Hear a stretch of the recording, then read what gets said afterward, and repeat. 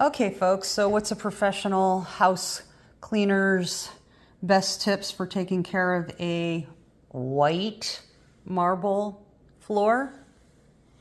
Don't let anybody use it. Just don't step on it.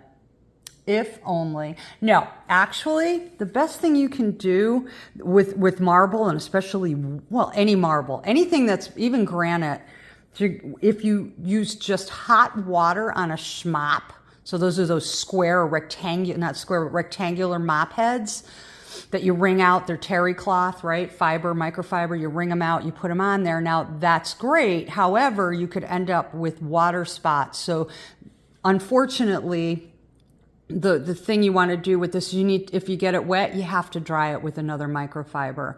But the best thing you can do for this is don't allow people to walk on it in their shoes, and make sure that you vacuum it with a soft head on your vacuum.